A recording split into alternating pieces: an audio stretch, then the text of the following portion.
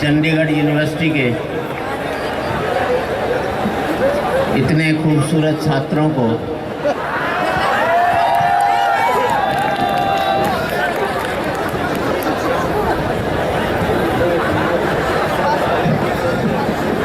भाई ने इतनी ताली बजवा दी कि जब हम कविता पढ़ेंगे उस समय इस लायक नहीं रखोगे कि ताली बजा ही सको। सारी एनर्जी तो भाई ने पहले ही खर्च करवा दी।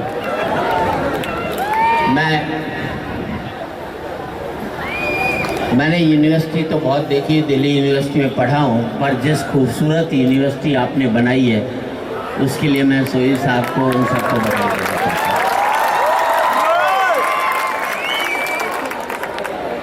मतलब ऐसे लगा जैसे कहीं विदेश में आ गया हूँ मैं। और कहीं बहुत साल पहले मैं इस यूनिवर्सिटी में आया था जब ये कहीं एक छोटे स्तर पर कहीं थी, लेकिन आज जिस हिसाब से आपने इसको बनाया उसके लिए मैं आपका अभिवादन करता हूँ। माँ सरस्वती को नमन करता हूँ।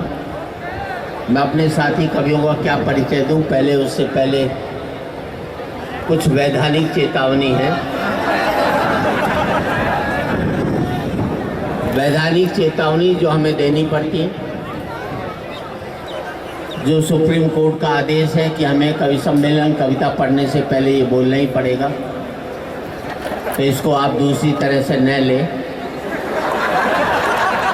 हम कवियों को ये वरदान मिला हुआ है कि जो हमारी बात पर ढंग से ताली नहीं बजाता वो अगले जन्म में घर घर जाकर ताली बजाता है।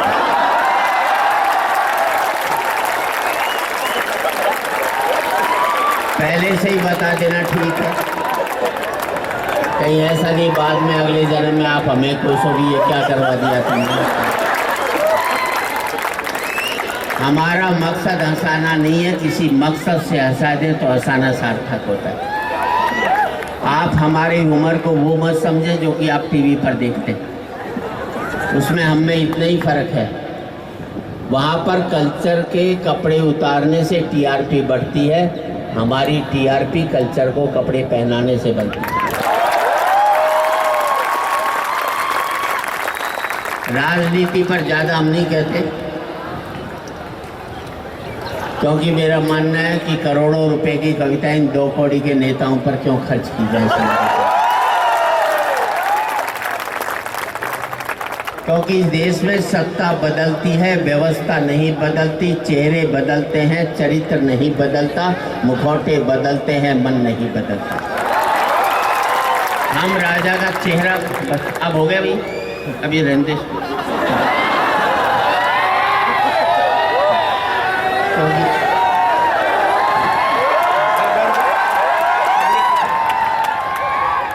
40 फोटो खींच ली, क्या हुआ? खंडर की कहीं से भी खींच ले, खंडर ही दिखाई देगा। जब मैं इमारत था तब किसी ने एक फोटो नहीं खींचा, तब एक ही फोटो खींची गई थी, उसी ने मुझे खंडर बना दिया। उसमें आप भी आने वाले हो, अभी हंस लो, क्या फर्क है। तो मैं कहना चाहता था कि इस देश में सत्ता बदलती है, चेहरे नहीं बदलते हैं, पर जो मकसद है वो नहीं बदलता। कोई फर्क नहीं पड़ता इस देश में राजा रावण हो या राम, कोई फर्क नहीं पड़ता इस देश में राजा रावण हो या राम। जनता तो बेचारी सीता है, रावण राजा हुआ तो वनवास से चोरी चली जाएगी, और राम राजा हुआ तो अग्नि परीक्षा के बाद फिर वनवास में भेज दी जाएगी। कोई फर्क नहीं पड़ता इस देश में राजा कौरव हो या पांडव, जनता तो बेचारी द्रौपदी है। कौरव राजा हुए तो चील हरण के काम आएगी, और पांडव राजा हुए तो जुए में हारती जाएगी।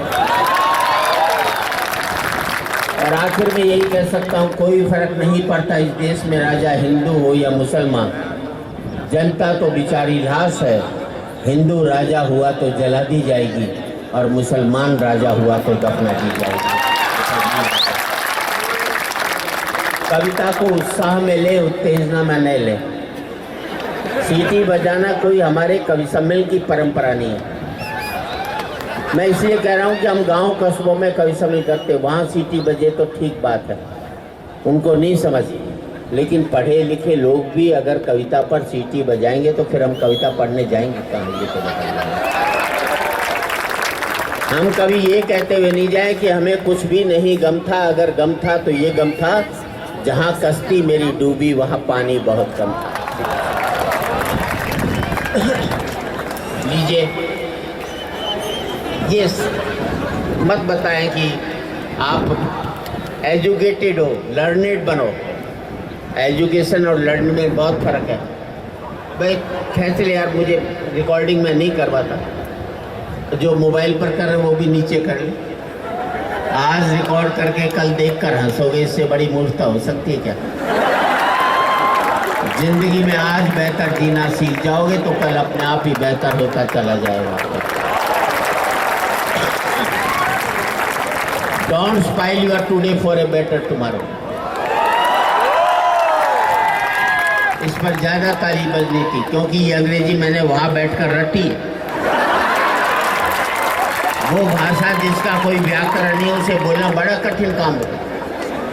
वो एक ने पूछा, बोले चोपड़ा साहब केमिस्ट्री डिपार्टमेंट का है। तो चोपड़ा ने कहा केमिस्ट्री नहीं केमिस्ट्री होता। बोले अच्छा कोपड़ा साहब।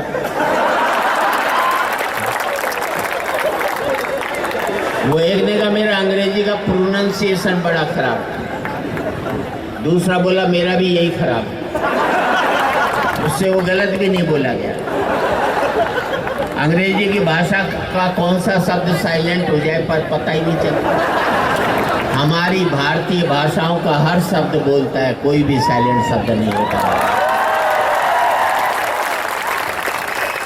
भाषा पर गमन करना सीखो। मैं एक परिवार में गया, अरबपति, अपने छोटे बेटे से अंग्रेजी में बात कर रहा था।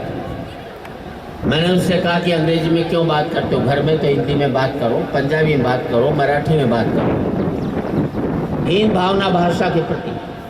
उससे कहा नहीं, ये हिंदी बोलेगा तो पिछड़ जाएगा। आज हम ये सोचते हैं कि हमारे बच्चे हमारी भाषा बोलेंगे, मातृभाषा बोलेंगे, चाहे वो कोई भी हो, उर्दू हो, गुजराती हो, मराठी हो, पंजाबी हो।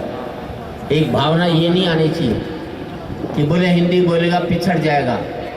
मैंने एक लाइन में जवाब दिया, अच्छा लगे तो दोस्तों आपकी तालियां चाहूँगा। मैंने उसे कहा, मैंने सेठ एक बात सुन ले, अगर तेरा बेटा हिंदी नहीं सीख पाया तो एक दिन तेरे से बिछड़ भी जाएगा।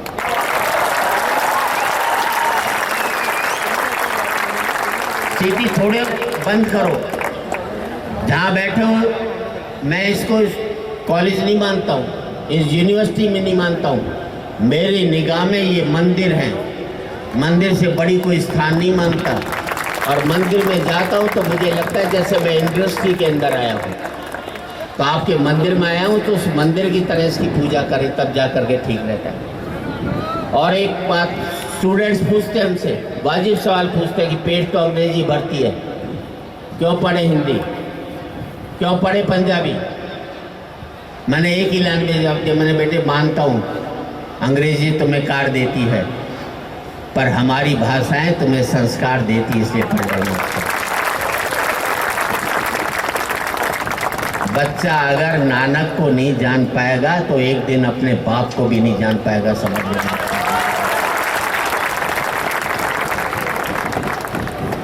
ये संस्कार कविता हम यहाँ पर कोई हंसाने नहीं आए हैं। एक एजुकेशन ह्यूमर क्या होता है, हंसाते हंसाते हंसा, हमारा मकसद क्या है उसके ऊपर भी बात करना चाहते हैं। और मैं लीजिए, किसी भी राजनीति पर कोई भी बात कहे तो बुरा नहीं लगना चाहिए। सन 55 में बताया मुझे कि लाल किले में कवि सम्मेलन हुआ, जिसकी अध्यक्षता महाकवि दिनकर कर रहे थे। मुख्य अतिथि थे पंडित जवाहरलाल नेहरू। जब मंच की सीढ़ियों पर नेहरू जी चढ़ने लगे, एक सीढ़ी पर उनके पांव लड़खड़ाए, गिरने को हुए।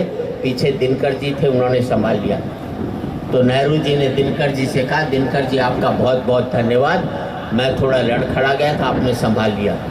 तो दोस्तों, दिनकर जी ने जवाब दिया, नेहरू जी इसमें धन्यवाद देने की कोई खास बात नहीं है। जब जब भी इस देश की राजनीति लड़खड़ाएगी तो साहित्य उसे संभालता रहेगा। अगर हम राजनीति पर बोलते हैं तो मजबूरी में बोलते हैं, कोई मजबूती से थोड़ी बोलते हैं। काश की राजनीति इतनी अच्छी हो इस मुल्क में कि हमें उन पर बोलने की जरूरत भी ना पड़े कभी। लीजिए, मैं पहले कवि के रूप में प्रियानील अग्रवंशी को आमंत्रण दे रहा हूँ। भरपूर हास्य के कवि हैं, आप मस्ती के साथ उनकी तालियां बजाकर उनका स्वागत करें। प्रियानील अग्रवंशी।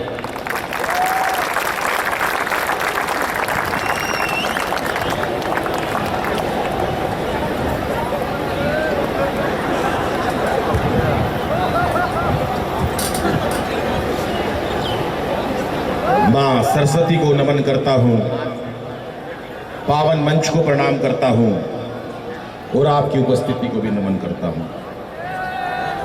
अरे नमन कर दिया, ताली तो बजा दो।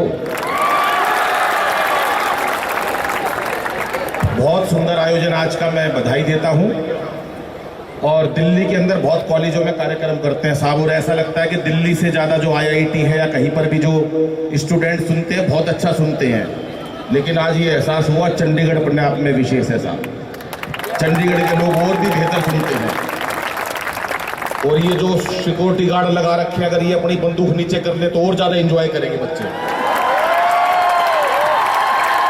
आप भी एंजॉय करो साहब, बिल्कुल मस्ती से सुनना है साहब, मस्ती से पढ़ना। आज मस्ती का ही दिन है और मैं तो बधाई देता हूँ। मैं तो मूलतः हरियाणा का हूँ भाई साहब। पंजाब हो, हरियाणा हो, राजस्थान हो, उत्तर प्रदेश हो, इनमें चोली दामन का साथ है। वो कि राजस्थानी से पूछ लिया, हमारे यहाँ जाट होते हैं, उनके यहाँ राजपूत होते हैं। हम बोले जी आपकी क्या खासियत है? राजस्थानी बोला जी अपनी बात पर जान दे दे। हम पंजाब और हरियाणा वालों से पूछा भाई तुम्हारे में क्या खासियत है? बोला जी बिना बात जान दे दे। तो हमारा तो भाई साहब बिल्कुल देसी मामला है। आदरणीय बैठे हैं सोही साहब, त्रिलोक जी, प्रणाम करता हूं। कवि सम्मेलनों में जाते हैं लोग बहुत अच्छा सुनते हैं साहब, बहुत ताली बजाते हैं। एक कवि सम्मेलन में चला गया भाई साहब, मैं 1 घंटे लगा रहा, एक ताली नहीं बजाई। पता नहीं कहां से ठूठ बुला रखे थे सारे। 1 घंटे महेंद्र जी लगे रहे भाई साहब, कोई ताली नहीं, बिल्कुल खामोश। पीछे एक बाबा खड़ा, उसने ताली बजाई। मैं बाबा के पास गया, मैंने कहा बाबा बहुत मेहरबानी, तेरे को मेरी लाइन समझ में आई, तूने मेरी कविता पे ताली बजाई। बोला मेरे तेरी एक लाइन समझ में नहीं आई, मैं तो तमाकू कूट रहा हूं, तू तो लगा रहे बस। तो चाहे तमाकू कूटो और चाहे मन से बजाओ, लेकिन एक बार हाथ खड़े करके तालियां बजा के बताओ कि मैं चंडीगढ़ में आया। कुछ लोग वहां बालकोनी पे खड़े हैं। हाँ बिल्कुल बिल्कुल तैयार है साहब, क्या बात है। वो वैभव पूछ रहा था भाई मैथ के कितने हैं, सबने ताली बजा दी। इंजीनियर कितने हैं? अरे ये पूछो भाई साहब, जो भी पूछने की बात है उसमें ये पूछो सबसे ज्यादा, मतलब पूछ रहे थे सबसे ज्यादा नंबर किसके, कौन सा प्रदेश ज्यादा। अरे ये पूछो गर्लफ्रेंड किस किस की है। सारे राज्य है भाई साहब। हरियाणा का आदमी बिल्कुल मस्त रहता है भाई साहब। आप हरियाणा के प्रदेश के पास से यो इतनी लोग महिलाएं बैठी है, प्रथम पंक्ति में नमन करता हूँ बहन जी। मैं तो एक कवि सम्मेलन में चला गया, पहली पंक्ति में एक महिला बैठी बाबूजी, और गुस्से से घूर रही मेरे को आधे घंटे से, खूब फुल गुस्से में। मैंने कहा बहन जी कोई गलती हो गई क्या? बोली नहीं, तेरी शकल मेरी सास से मिलती है। मैंने कहा सास कभी मूछ है क्या? बोली मूछ का तो पता नहीं, पर दाढ़ी रोज बढ़ाती है। लेकिन कवि सम्मेलन का साहब मस्ती का माहौल रहता है, बहुत समय निर्धारित है और बरसात का टाइम भी है। ज्यादा लंबी कविताएं बाबूजी सुनाएंगे नहीं, ज्यादा लंबी कविता सुनाना अच्छी बात नहीं है। वो एक मंच से कवि ने बाबूजी इतनी लंबी कविता सुना दी, इतनी लंबी सुना दी, कविता सुनकर वहां पर बैठा हुआ एक 90 साल का आदमी मर गया। कितनी लंबी सुनेगा भाई साहब मनीष जी, कोई हद होती है थोड़ी ना, सुनाते रहो। कवि को कोर्ट ले जाया गया, जज साहब बोले कवि महोदय इतनी लंबी कविता सुना दी, तुम्हारी कविता सुनकर देश का एक वरिष्ठ नागरिक कम हो गया, तुम्हें सजा मिलेगी, वो भी फांसी की सजा मिलेगी, आप अपनी अंतिम इच्छा बताओ। कवि बोला जज साहब वही कविता मैं एक बार आपको सुनाना चाहता हूं। तो इतनी लंबी कविता हम सुनाने नहीं जा रहे हम भाई साहब, आपको बहुत मन की कविता सुनाएंगे। हरियाणा का आदमी तो वैसे भी मस्त होता है। हरियाणा की लुगाई इतनी देर चुप बिठा दो, सरदार जी मैं बता रहा हूं खड़ा नाश हो जाए कति। नाश पता है ना कई प्रकार के होते पंजाब में और हरियाणा में। एक खड़ा नाश होता है, वो एक ने हेलीकॉप्टर चलाना सीख लिया, घर वालों ने कहा यार तूने हेलीकॉप्टर सीख लिया एक बार हमको भी सैर करवा दे। बोला यार शोर बहुत मचाते हो। अरे बोला नहीं बचाएंगे, शोर वोर बिठा लिया अपने हेलीकॉप्टर में, पूरा परिवार हेलीकॉप्टर में शर्त पे बिठा लिया, कोई शोर नहीं मचाएगा। हेलीकॉप्टर काफी ऊंचाइयों तक ले गया, कोई नहीं बोला, मना कर खींचे, अगले ने पीछे मुड़ के देखा, सारे नाराज हुए पड़े पूरा परिवार। बोला अच्छा चलो कोई कुछ तो बोलो, कोई नहीं बोला। उसने अपनी माँ से कहा माँ तू ही कुछ बोल। उसकी माँ बोली बेटा मैं अब क्या बोलूं, मैं तो जब ही नहीं बोली जब तेरा बाप नीचे गिर गया था। ये है पंजाब और हरियाणा की महिला, ज्यादा देर खामोशी से बिठा ही नहीं सकते उनको। वो मेरे को तो याद है भाई साहब एक बहुत मोटी महिला, हाँ वहां यहां भी बैठी है, यहां नहीं बैठी, यहां नहीं बैठी, ये मोटी महिला और बैठी हो तो मैं क्यों बताऊं कहां बैठी है, अपना आप सोच ले मैं यहां बैठी हूं। ये मोटी महिला और भाई साहब मरियल सा पति, सोई साहब 30-40 किलो का पति उसका मुश्किल से।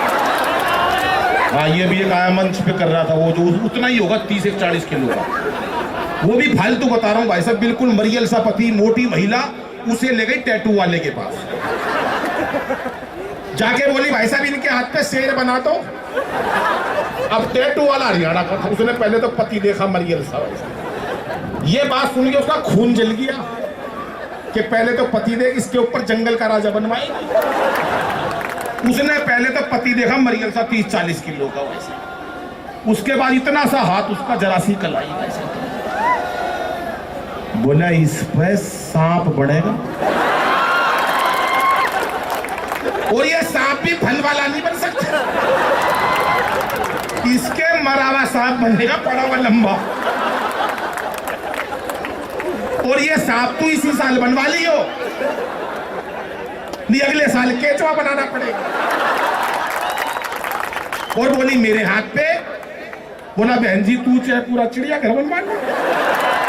हरियाणा की मस्ती और पंजाब की मस्ती एक विशेष रहती है साहब, लेकिन आज चेहरों पर तनाव रहता है हमारे, हंसना जैसे हम भूल गए। 4 पंक्तियां पढ़ता हूं कि हंसना हंसाना आदत है मेरी, अपना बनाना आदत है मेरी, लोग तो मुंह फेर के चल देते हैं, आवाज दे के बुलाना आदत है मेरी, आवाज दे के बुलाना।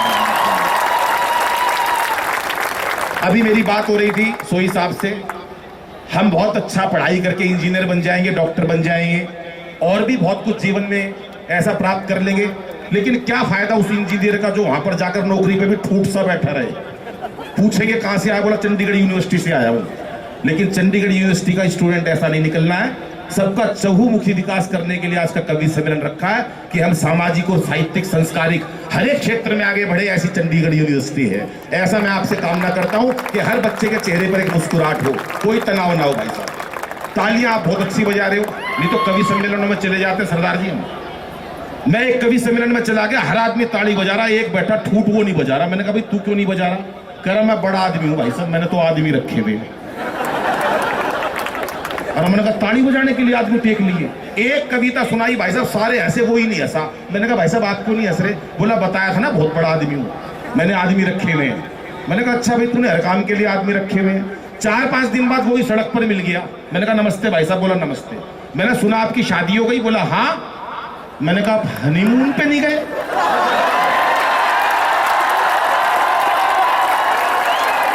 नहीं यहाँ किसी ने नहीं रखे हुए, यहाँ सारे मस्त लोग हैं।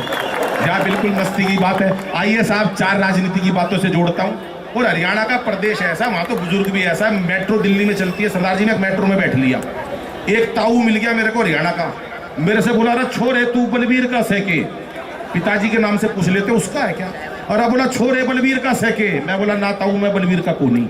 उसके कहा चाहे 2 मिनट बाद फिर पूछ लिया। और अब बोला छोरे तू बलबीर का सैके। मैंने कहा ताऊ 3 बार मना कर दी बलबीर का कोनी, पर भाई साहब उसके कोई चैन नहीं। हरियाणा का बुड्ढा तो ऊत होता।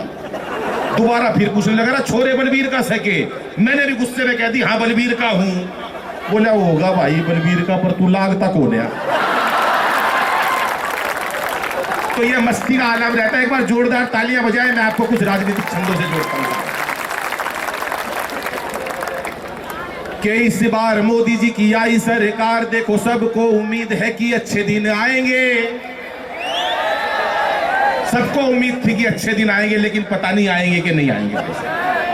आएंगे तो अच्छी बात और नहीं आएंगे तो अच्छी बात, लेकिन 4-5 नेता तो खामखा राजी हो रहे हैं। कि अच्छे दिन आएंगे। ये लोकसभा के इलेक्शन की बात करता हूं साहब, आप पंक्तियों को आनंद लीजिएगा कि इस बार मोदी जी की आई सरकार, देखो सबको उम्मीद है कि अच्छे दिन आएंगे। और केजरी जी सोच रहे मेरे धरनों के लिए कहीं आलीशान एक चबूतरा बनाएंगे। मैंने कहा भाई चबूतरे का क्या करेगा? बोला जी रोज धरने देने पड़ते हैं, एक अच्छा सा चबूतरा बन जाएगा, मैं तो वहीं विश्राम कर लिया करूंगा, नहीं तो लाल किले जाना पड़ता। पंक्तियों का आनंद लीजिएगा, 4 पंक्तियां पढ़ता और आपका पूरे सदन का आशीर्वाद चाहूंगा साहब कि इस बार मोदी जी की आई सरकार, देखो सबको उम्मीद है कि अच्छे दिन आएंगे। और केजरी जी सोच रहे मेरे धरनों के लिए कहीं आलीशान एक चबूतरा बनाएंगे। आडवाणी सोच रहे पीएम तो बने नहीं, आडवाणी सोच रहे पीएम तो बने नहीं, लगता है सीधे राष्ट्रपति ही बनाएंगे। और इस पंक्ति में आपकी आईक्यू का पता चल जाएगा साहब, जितने लोग उनका आशीर्वाद चाहूंगा कि आडवाणी सोच रहे पीएम तो बने नहीं, लगता है सीधे राष्ट्रपति ही बनाएंगे। और राहुल जी बोले नहीं कांग्रेस पे भरोसा, लगता है शादी मेरी मोदी जी कराएंगे। ये अच्छी बात है भाई साहब, ऐसा प्रदेश होना चाहिए। नेता विपक्ष का हो तो भी शादी में राजी है। लेकिन कांग्रेस से लोग क्यों नाराज हुए, दिल्ली की राजनीति बताता हूं साहब, 4 पंक्तियों में फिर आपको इतिहास दोहराता हूं कि कांग्रेस ने 65 साल में बड़ा अच्छा काम करा होगा, लेकिन क्यों नाराज हुए? पूरा देश नाराज हुआ कुछ चंद बातों से। 4 पंक्तियों में इतिहास बताता हूं, आपका समर्थन और आपका प्यार चाहूंगा कि रामदेव को भगाया, याद है भाई साहब, वो रामलीला मैदान से लठ मार मार के, याद है कई लोगों को। अभी मोदी जी ने अपना सूट नीलाम करा, रामदेव जी बोले मैं भी करूंगा। मैंने कहा भैया तुम्हारे पास कौन सा है? बोला वो रामलीला मैदान में पहन के भागा था। मैंने कहा अच्छा ये बताओ रामदेव जी, जिस टाइम आप वहां से भागे निकल कर, तो आपको मीडिया का डर था, पुलिस का डर था, किसका सबसे ज्यादा डर था? बोले मुझे तो यही डर था यार, मैं सूट में निकल रहा हूं, कहीं बाहर निकल कर आसाराम बापू ना मिल जाए।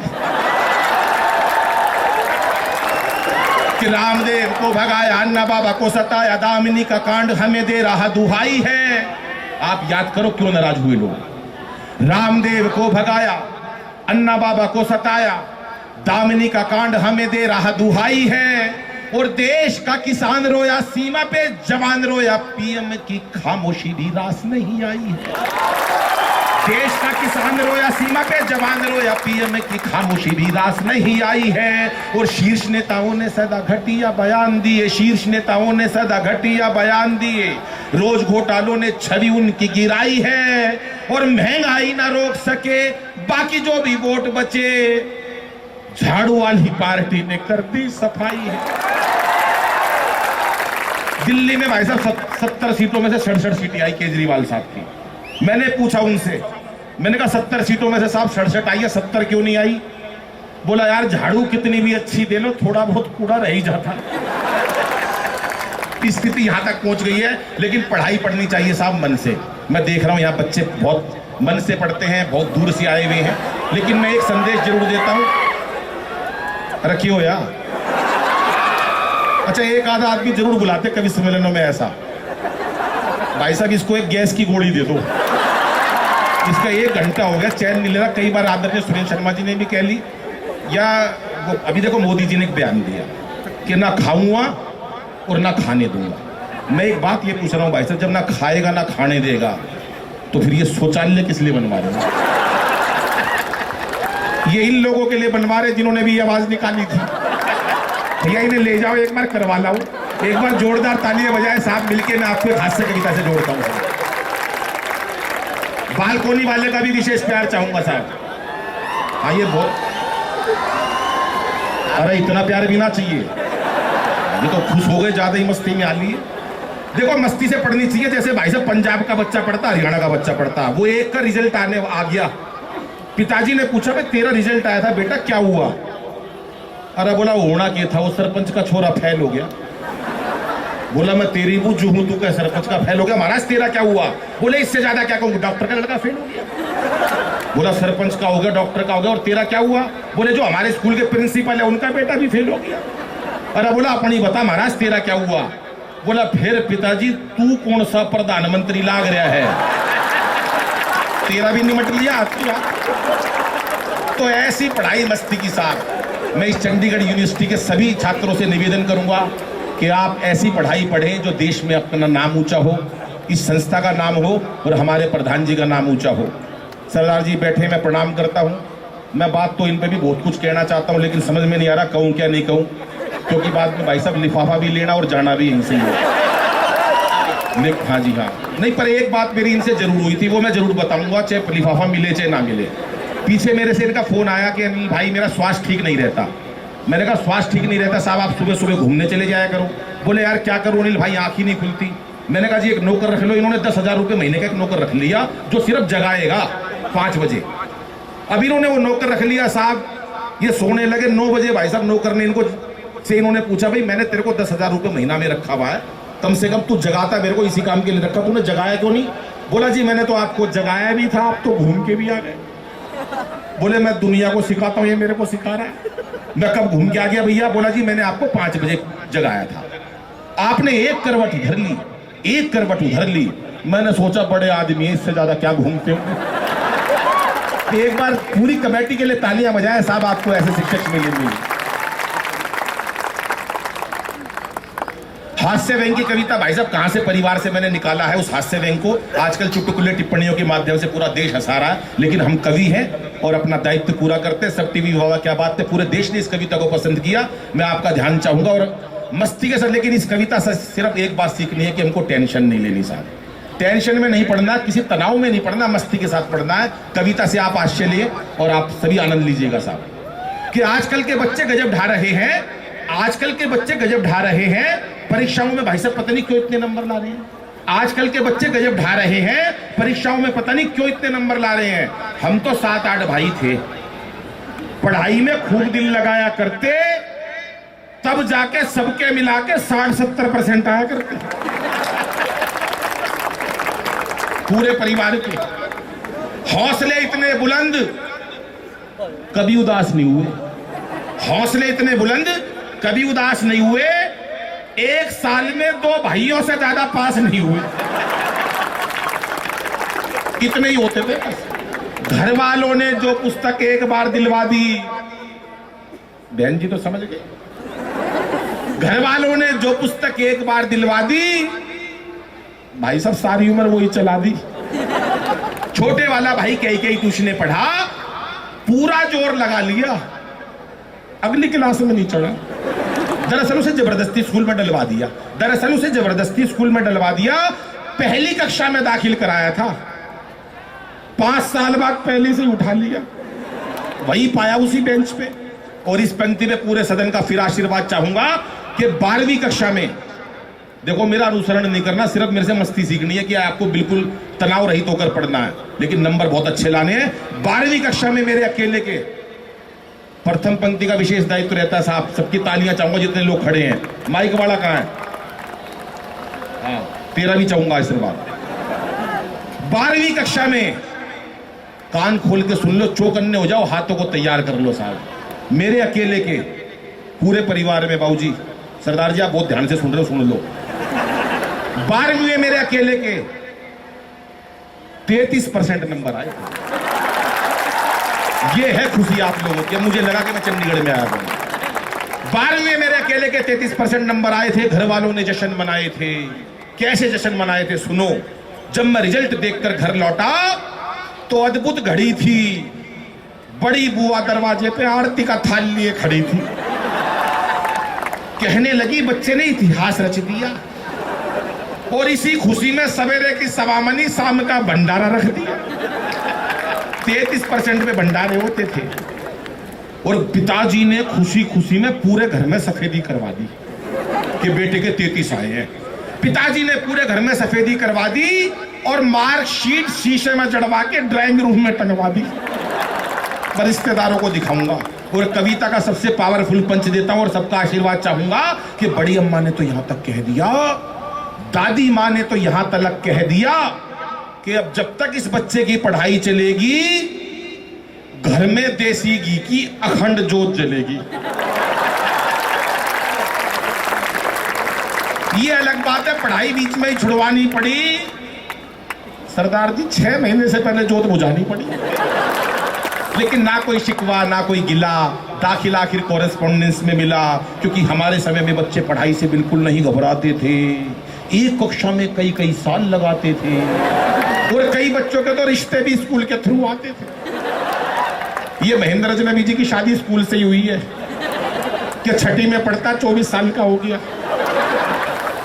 हमारे समय में बच्चे पढ़ाई से बिल्कुल नहीं घबराते थे, एक कक्षा में कई कई साल लगाते थे और कई बच्चों के तो रिश्ते भी स्कूल के थ्रू आते थे और कई बार तो भाई साहब सिलेबस तक एक्सपायर हो जाया करते, कई बार तो सिलेबस तक एक्सपायर हो जाया करते, बच्चे वही पढ़े रहते, सब मास्टर रिटायर हो जाया करते।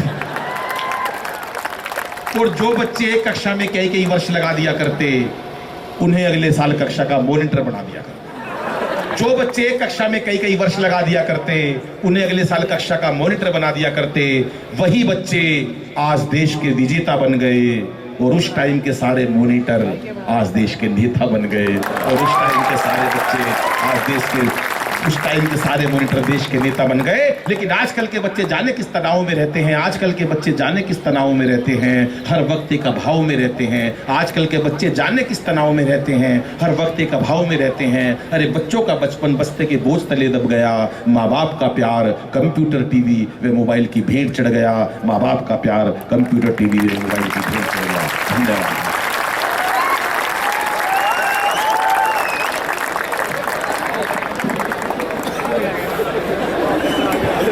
माँ बाप का प्यार कंप्यूटर टीवी मोबाइल की भेंट चढ़ गया।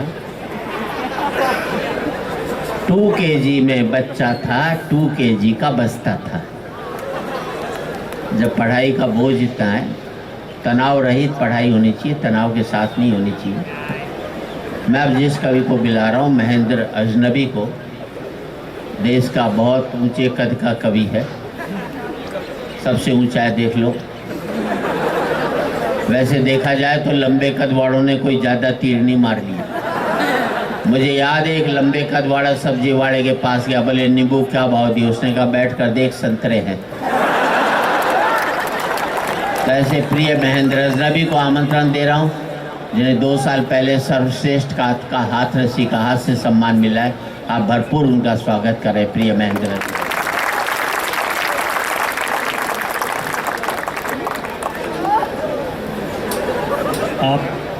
आप सभी को प्रणाम करता हूँ। मंच पर उपस्थित अपने अग्रज कवि और कवि मित्र को प्रणाम करता हूँ, माँ सरस्वती को प्रणाम करता हूँ और आप सबसे निवेदन करता हूँ मेरे स्वागत में दोबारा जोरदार तालियां बजाएं। तालियां इसलिए बजवा रहा हूँ क्योंकि बाद में भरोसा नहीं है। 1-2 छोटी छोटी कविताएं मैं भी आपको सुनाऊंगा। क्या हुआ भाई?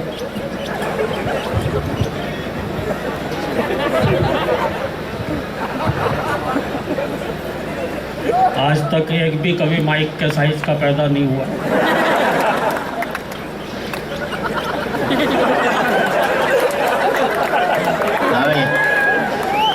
आप लोग बड़े मन से सुन रहे हैं, बहुत अच्छा लग रहा है। हर जगह कवियों को इतने अच्छे ढंग से नहीं सुना जाता भाई साहब। नहीं लग रहा कि यहाँ पे पहला कवि सम्मेलन है। कहीं कहीं तो हमें ऐसे उखाड़ने वाले श्रोता मिलते हैं, कवि अपनी कविता की एक लाइन पढ़ता है, सुनने वाले इतने उस्ताद दूसरी लाइन अपनी तरफ से। बिल्कुल सच्चा किस्सा बता रहा हूँ। दिल्ली में मेरे पड़ोस में एक कवि सम्मेलन चल रहा था। एक नए कवि आए, आते ही उन्होंने कविता की एक लाइन पढ़ी, बोले मेरी मम्मी ने कुत्ते का एक पिल्ला पाला। कभी श्रोताओं में से एक खड़ा हुआ, बोले और उसे मंच पर छोड़ दिया।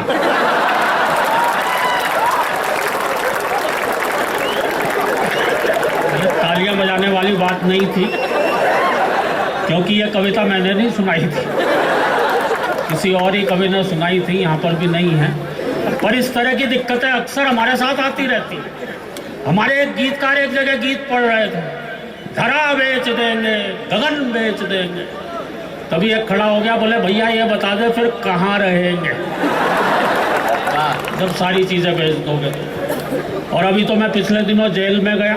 बहुत अच्छे नहीं, वहाँ कवि सम्मेलन था। जेलर महोदय ने कवि सम्मेलन करवाया और ये सोच के करवाया था कि शायद कैदियों की सजा में थोड़ी बहुत कमी रह गई है।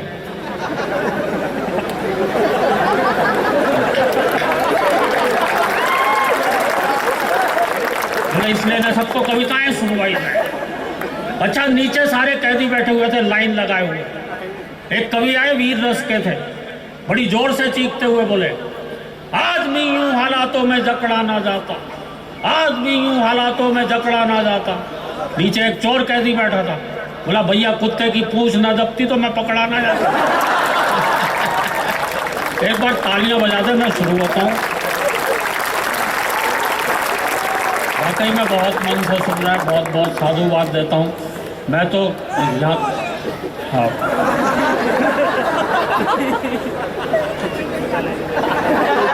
नहीं बीच बीच में बोलते रहना है, ऐसा अच्छा लगता। मैं तो किसी ज़माने में, सही बता रहा हूँ, दिल्ली में पढ़ाता था आपसे छोटे बच्चों को। बच्चे आजकल के इतने उस्ताद हो गए हैं, किसी को भी निपटा सकते हैं, बातों ही बातों में निपटा देते हैं। मैं बता रहा हूँ, पढ़ाता था किसी ज़माने में तो परीक्षा की कॉपी जांच रहा था। अच्छा, बच्चे को अगर किसी सवाल का जवाब नहीं आता हो तो वो क्या कुतर्क दे सकता है भाई साहब। किन्हीं नेताजी का नाम लिखा हुआ था, बड़ा अटपटा सा नाम लिखा हुआ था, फलाने नेता कौन है। बच्चे ने लिख रखा था, यह बहुत ही जहरीला कीड़ा होता है,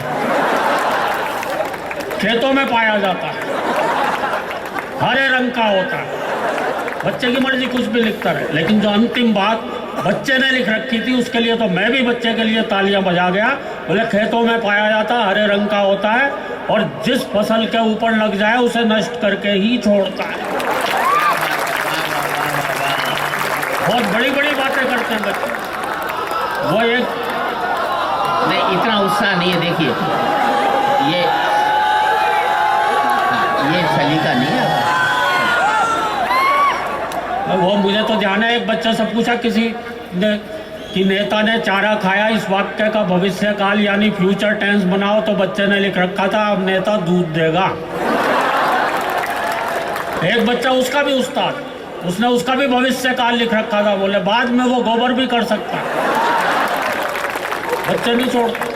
बच्चियां हैं यहाँ पर, बच्चियां तक इतनी तेज हो गई हैं आजकल।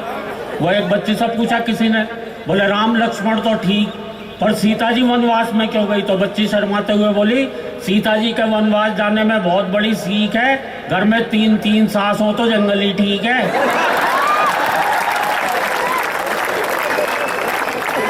कुछ पता नहीं बच्चों का कब किसको निपटा दे। एक दो कविताओं से शुरुआत करना चाहता हूँ। हम तो हास्य रस के कवि, हास्य कहीं से भी चलते फिरते मिल जाता है। अभी मैं आ रहा था, मेरे आगे आगे एक मैटाडोर, आ जाओ वैसे,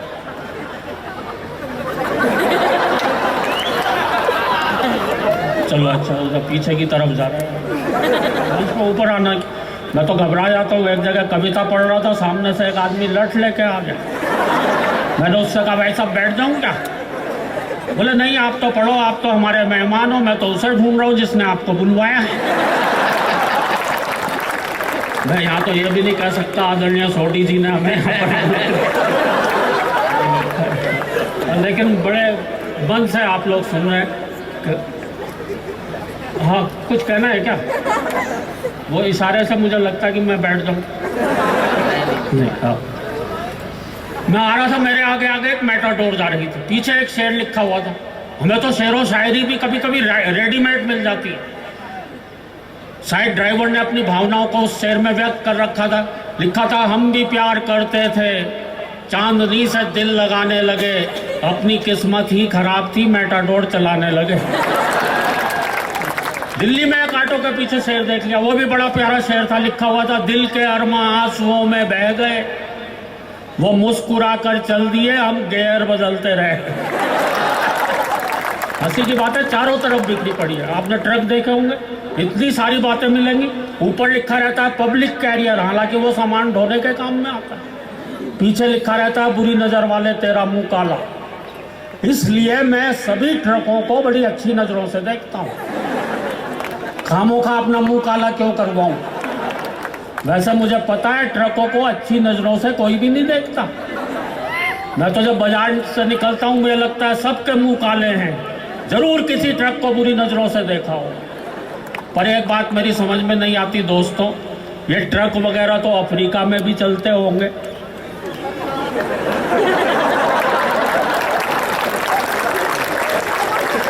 वहां ट्रकों के पीछे क्या लिखा रहता हो। बुरी नजर वाले तेरा मुंह गोरा। अच्छा एक बात और भी है, अगर हमें कभी बाई चांस बुरी नजर डालनी ही पड़ी तो क्या हम ट्रक पर डालेंगे?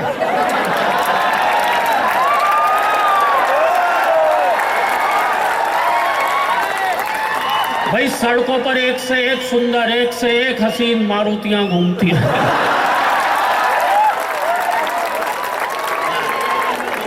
उन पर नहीं डालेंगे, हमारा कैरेक्टर ऐसा थोड़ी हो गया ट्रक पे बुरी नजर डालेंगे। कुछ ना कुछ लिखवाते रहेंगे, ट्रकों के पीछे लिखवा देंगे, देखो मगर प्यार से। मैं एक दिन एक ट्रक को पूरा 1.5 घंटे तक देखता रहा, मुझे एक भी चीज ऐसी नजर नहीं आई जिसे प्यार से देखा जा सकता है। अच्छा दोस्तों, ये ट्रक वगैरह दुर्घटना हो जाती है, करुणा का विषय है, पर कभी कभी हंसी आती है एक्सीडेंट देख के भी।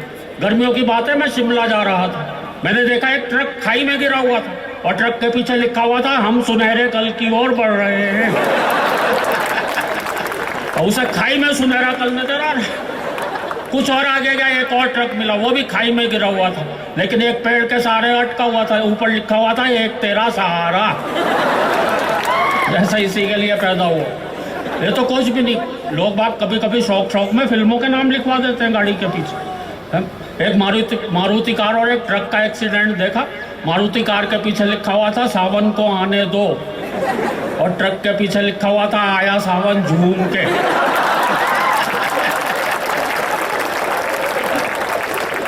अब आदरणीय सुरेंद्र शर्मा जी यहाँ पर बैठे हैं, मेरे बहुत वरिष्ठ कवि हैं।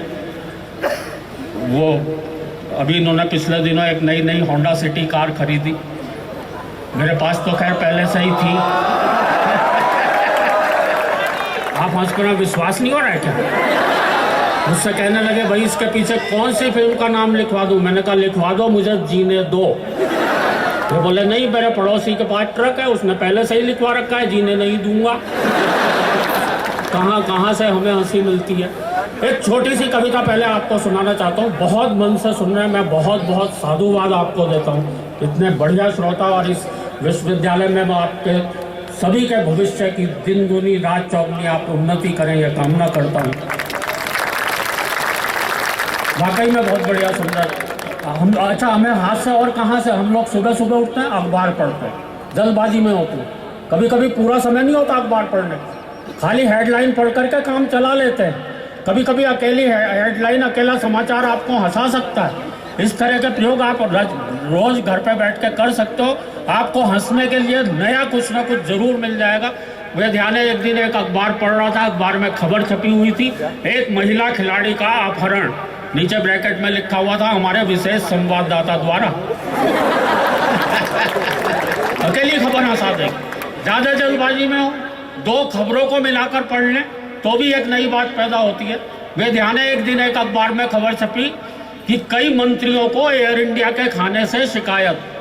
मित्रों, इस खबर में कोई ऐसी खास बात नहीं थी, लेकिन बगल में एक बड़ी मजेदार खबर छपी हुई थी, दोनों को मिलाकर पढ़ा, बहुत देर तक हंसा कि कई मंत्रियों को एयर इंडिया के खाने से शिकायत, भारत हालैंड से गोबर का आयात करेगा।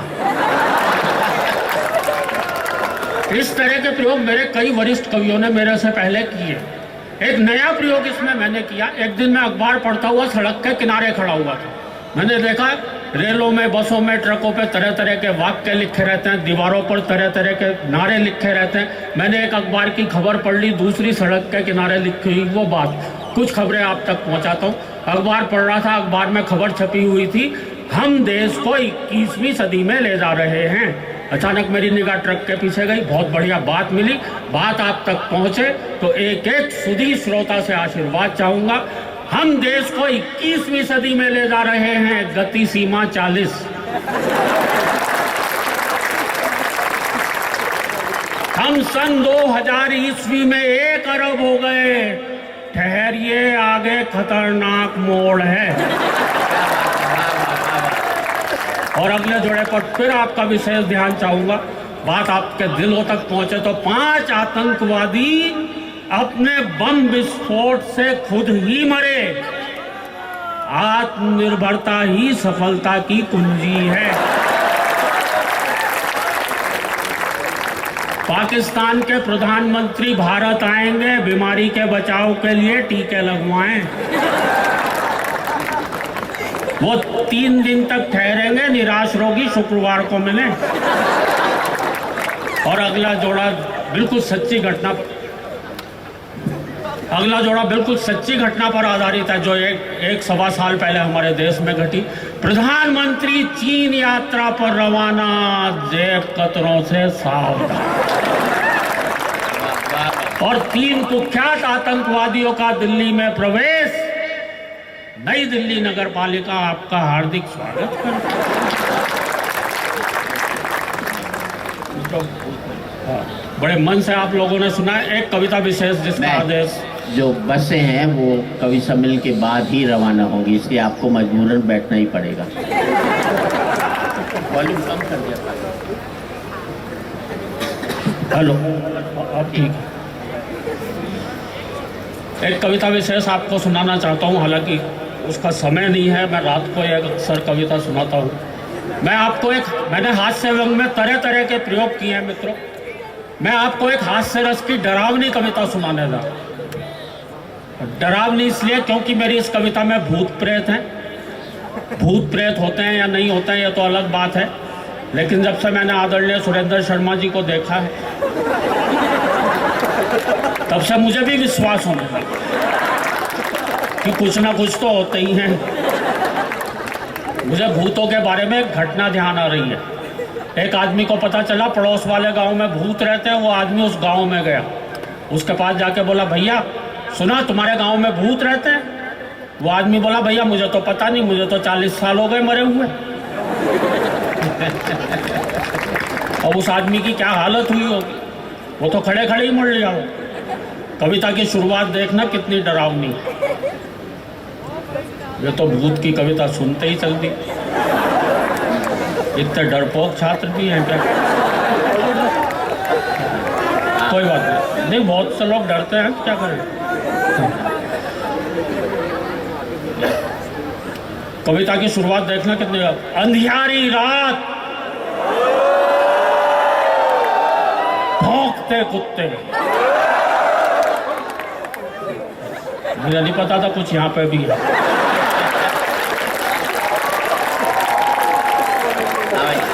जुड़कर सुने, एक बार तालियां बजाएं। मैं सीधा सीधा कविता से दौड़ता हूँ। अंधियारी रात, भौंकते कुत्ते, सुनसान हवेली, हवेली में कंगूरे, कंगूरों में चमगादड़, मकड़ियों के जाले, नीचे तहखाना, तहखाने में खिड़की जो बरसों से किसी ने नहीं खोली, वहां बैठी थी भूतों की एक टोली। डर गए क्या? नहीं डरे तो अब डरो। वहां बैठी थी भूतों की एक टोली, आपस में बतिया रहे थे। आदमियों के एक से बढ़कर एक भयानक किस्से सुना रहे हैं। मित्रों, पूरी व्यंग की कविता, एक एक पंक्ति आप सुने गौर से, आपका आनंद आएगा। आपस में बतिया रहे थे, आदमियों के एक से बढ़कर एक भयानक किस्से सुना रहे थे।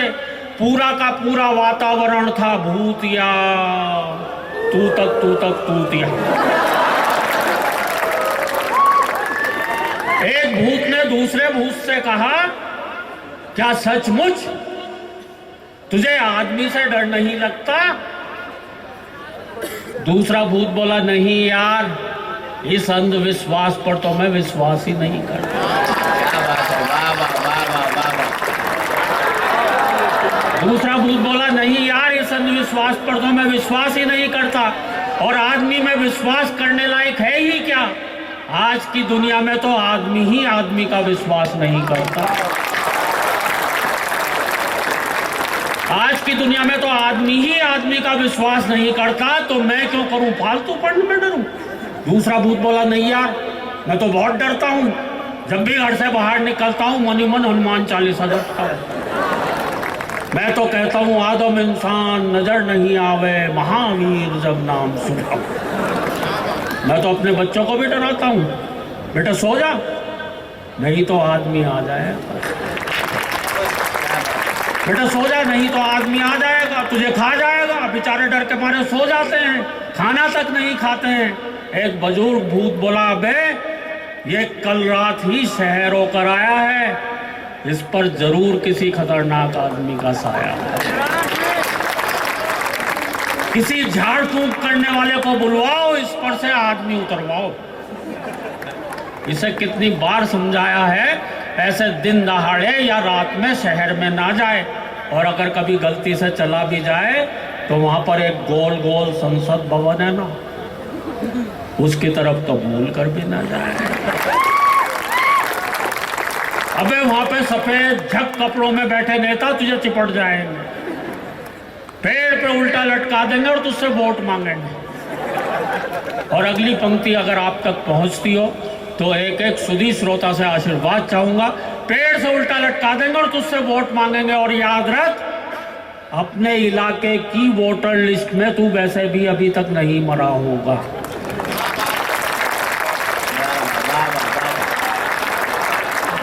हाँ, अभी भी तेरा वोट होगा। एक भूत बोला, यार इन नेताओं की भली कही, इस भूतनाथ प्रताप को लो। सुना, ये पहले एक नेता था, हमेशा कुर्सी से चिपका रहता था, कुर्सी से इसकी चिपकने की आदत आज भी नहीं गई है। रोजाना संसद भवन में चला जाता है और किसी खाली कुर्सी पर जाकर बैठ जाता है, पूरी कार्यवाही सुनता है और वापस आ जाता है। एक भूत बोला, यह जरूर नेता रहा होगा, नो डाउट, पर विपक्ष का रहा होगा, क्योंकि दिन भर चिल्लाता रहता है, वॉकआउट वॉकआउट वॉकआउट। एक भूत बोला, भाई नेता तो नेता, ये जो खाकी वर्दी वाले हैं ना, इनसे भी बच के रहिए। जो यहाँ पर उपस्थित है मैं उनसे क्षमा मांग लेता हूँ। वैसे मैं भी क्या क्षमा मांगू, ये बात तो भूत कह रहे हैं। और मित्रों देखना, मैंने मुहावरे का प्रयोग किस तरीके से किया। ये जो खाकी वर्दी वाले ना, इनसे भी बच के रहिए, अगर कभी चिपट गए तो तुझे मारते मारते आदमी बना देंगे। फिर हम क्या कर लेंगे, आदमी बनाकर या तो ये तुझे रिपोर्ट लिखवाने आई कोई अबला बनाएंगे, या फिर तेरी खोपड़ी पर तबला बजाएंगे।